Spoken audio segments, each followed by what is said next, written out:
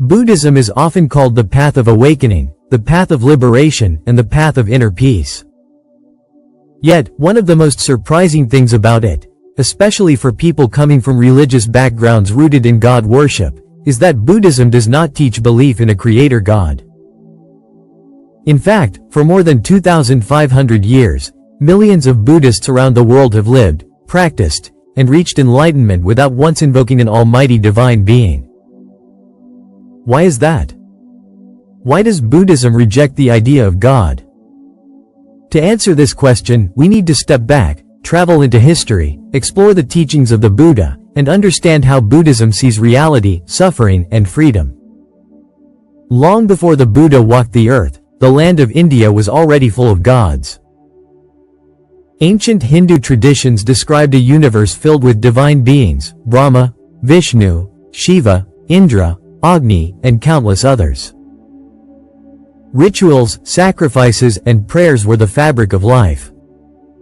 People believed that gods controlled rain, fertility, war, death, and destiny.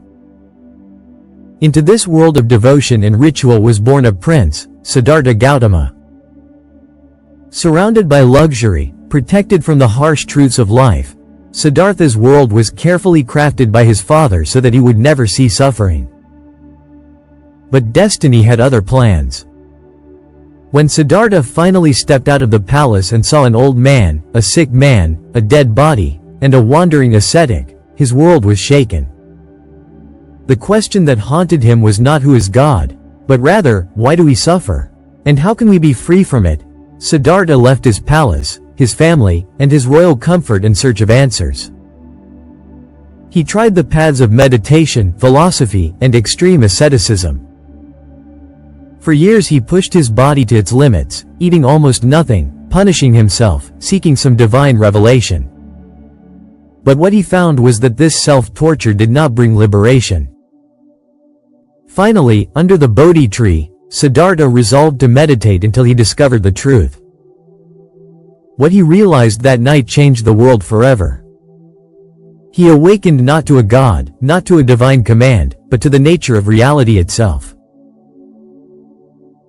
He saw that suffering arises from craving, that craving can be overcome, and that there is a path, the Noble Eightfold Path, that leads to freedom. And thus, Siddhartha became the Buddha, the awakened one. Here lies the heart of the question. If Buddhism is a religion, why doesn't it center on God? The answer is both simple and profound. The Buddha did not deny that beings called gods exist. In Buddhist cosmology, there are many realms, and some beings live long, blissful lives with incredible powers. But none of them are eternal, none of them are all-powerful, and none of them can grant ultimate liberation. They too are trapped in the cycle of samsara, birth, death, and rebirth. So when it comes to the idea of a single, eternal, all-powerful creator God, Buddhism simply says no. Not because it's an act of defiance, but because such a belief does not solve the problem of suffering. For the Buddha, the central question was not who created the world, but why are we suffering, and how can we be free? Let's imagine, if there were a creator God who made everything, then this God also made suffering. He made old age, sickness, pain, war, greed, hatred, and ignorance. If he is all-loving, why would he create such misery? If he is all-powerful, why doesn't he stop it? For the Buddha, this line of thinking was a distraction. It leads to endless debate, but not to liberation. What mattered was direct experience, seeing clearly how the mind clings, how desire traps us, and how wisdom and compassion free us. Thus, Buddhism rejects the Creator not because of arrogance, but because the concept does not help us end suffering. One of the most radical aspects of Buddhism is that it places responsibility on us. There is no savior who will magically erase our karma. There is no divine judge handing out eternal rewards or punishments. Instead, every action, every thought, every word creates ripples. We are the makers of our destiny. The Buddha once said, "You yourselves must strive. The Buddhas only point the way. This teaching is both empowering and challenging. Empowering, because it means we are not helpless. We can change, we can grow, we can awaken. Challenging, because it means there is no shortcut, no external deity to carry us across the river. We must walk the path ourselves. To understand Buddhism's rejection of God, we need to see what it puts in place of God. The answer is Dharma. Dharma is the truth, the natural law, the way things are. Just as gravity does not need a god to function, so too the law of karma and rebirth do not need a divine overseer. They are simply the fabric of reality. In the same way, enlightenment is not a gift from God. It is a realization of truth, like waking up from a dream. No one gives it to you, you see it for yourself. There is a famous story. A wandering ascetic once asked the Buddha, "Does God exist?" The Buddha remained silent.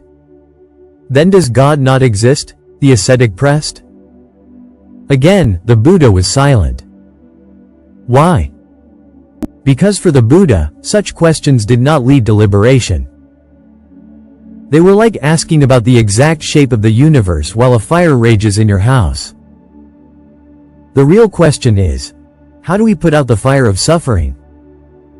Buddhism shows us a path that does not depend on belief in God, but on understanding ourselves. It teaches mindfulness, compassion, wisdom, and meditation as tools to cut through illusion.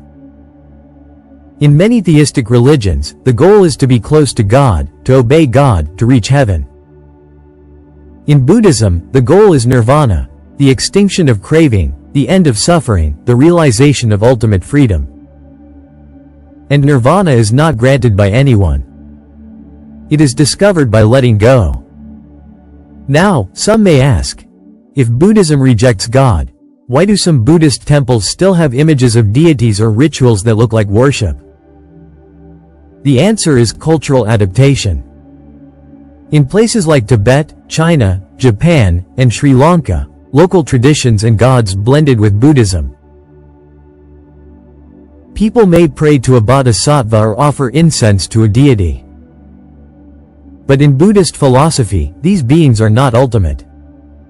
They are helpers, symbols, inspirations. They cannot save you from karma.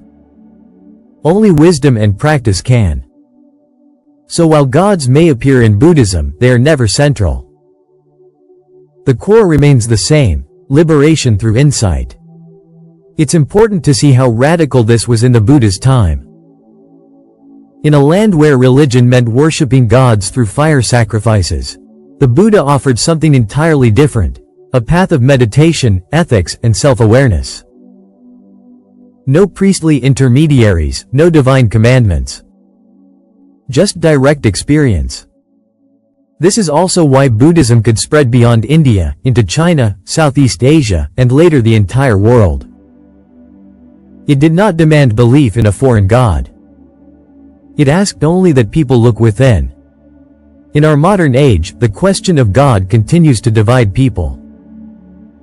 Some find comfort in the idea of a creator, others struggle with doubt.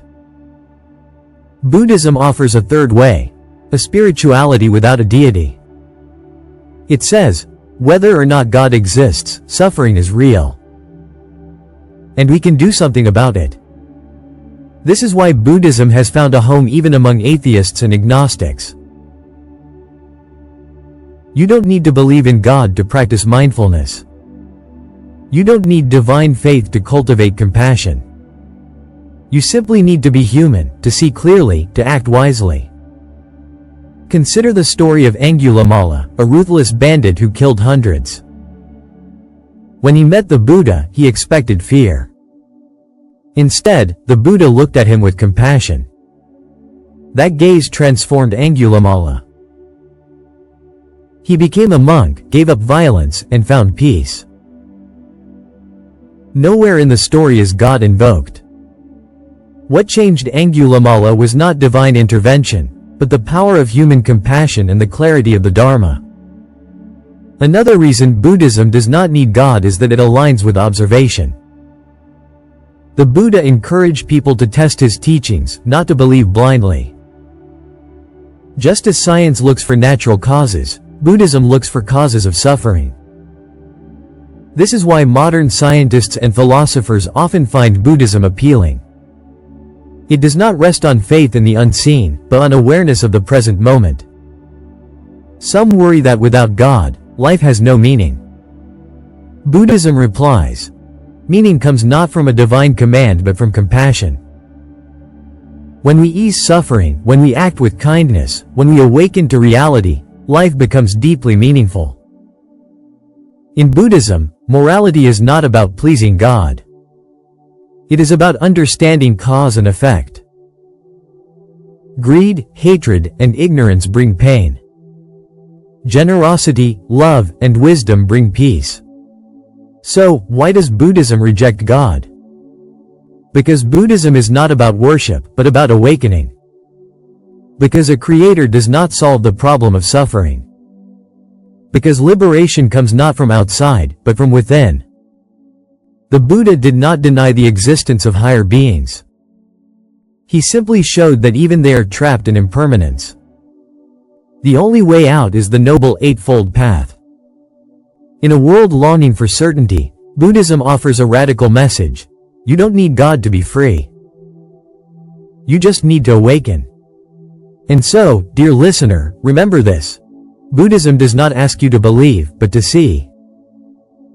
It does not demand faith in God, but trust in your own capacity to awaken.